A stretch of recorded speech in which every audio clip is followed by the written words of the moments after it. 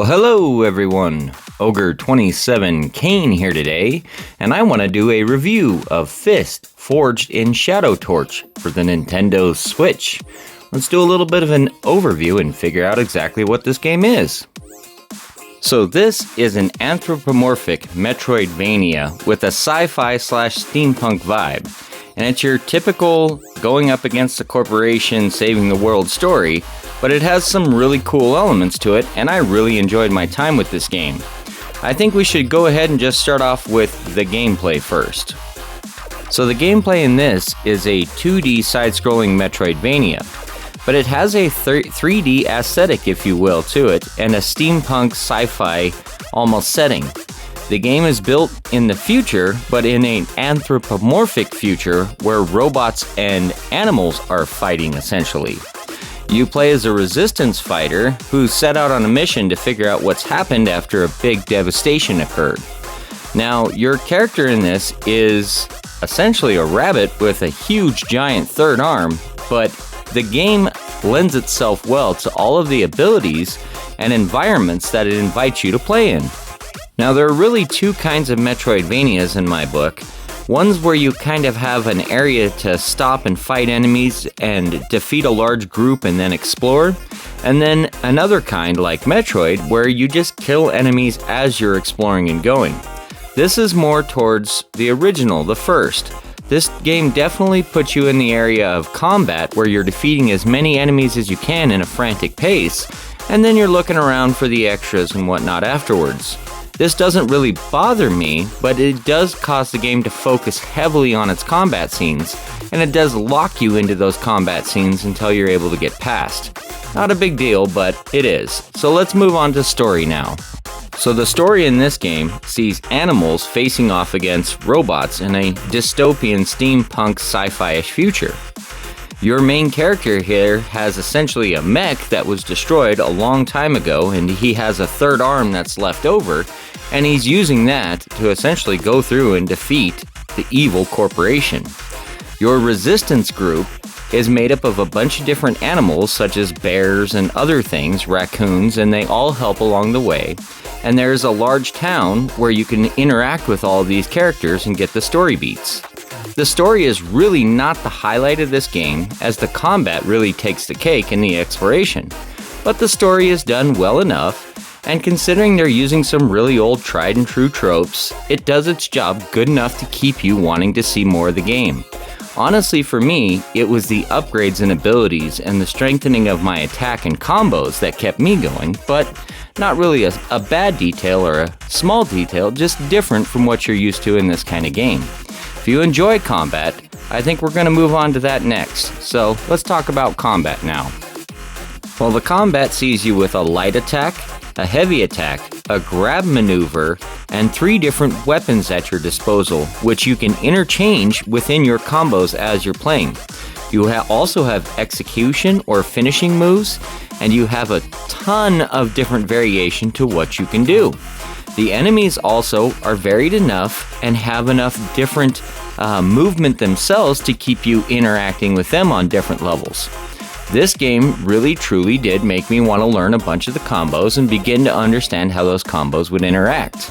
This game also has a parry system, which is really weird and confusing to use. Essentially, you have to hit the direction of the enemy as they're attacking you. This is difficult to get used to, but one thing I found that really helped me is as I would use an attack, I would use the direction stick, with that attack, and this would help me parry a lot of some of the later enemies in the game. There's an enemy you'll see me fight at the end of this video in which parrying became essential to beating him. I really couldn't do it without it. So let's move on now to controls and audio, and we're going to talk about the controls a little bit first, as it kind of goes in with combat. This game makes you use the C stick to move around instead of the D-pad, and considering you have a ton of different combo maneuvers, this really kind of threw me off. It was difficult at first to get used to, but once I did, it wasn't too bad.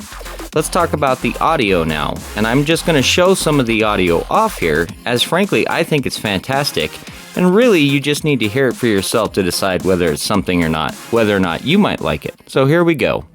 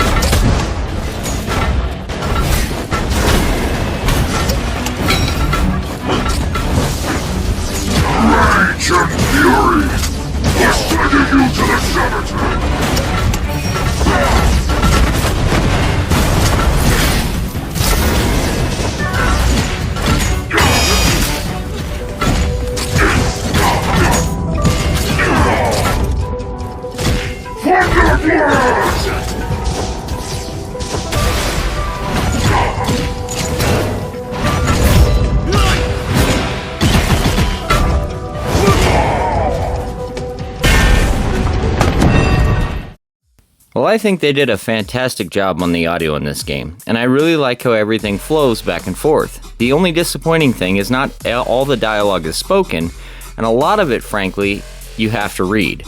It's a small annoyance, but considering the fantastic job and everything else, I'm okay with it. So let's talk about graphics and animations now. Well, the graphics in this game are absolutely stunning in my opinion. Considering this is a pretty small studio, I really like the animation quality and everything as it works together. Now that being said, the Switch version is a little bit of a downgrade compared to just about every other version out there. I've watched quite a bit of gameplay on this on Steam, and seeing this game at 60 or 120 frames really makes me jealous.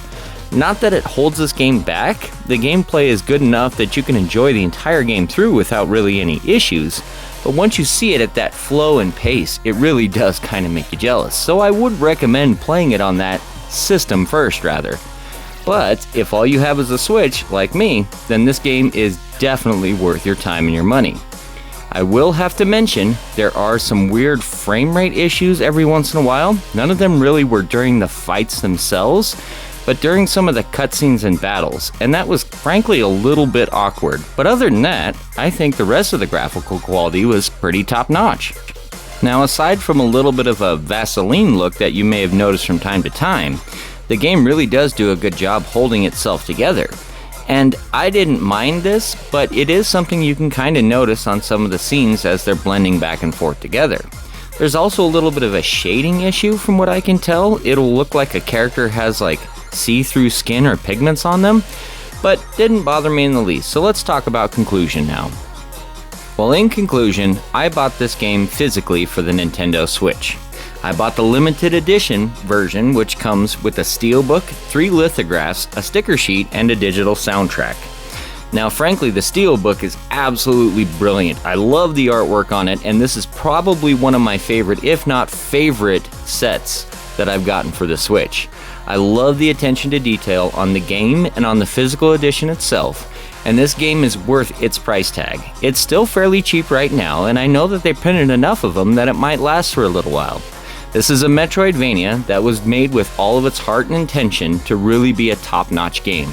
It's not necessarily what you consider a AAA game, but in terms of what most Metroidvanias are, this is definitely one of the better ones, and it's a good one to get physically because all of the added details are a huge plus, a giant bonus.